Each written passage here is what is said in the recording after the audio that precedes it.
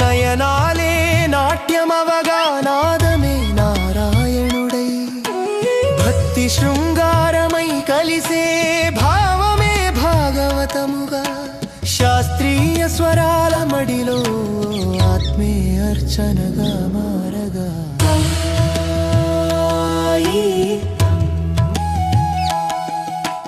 కాలమే శ్రోతగా కూర్చుని నాదమే గురువై పలికే వేళ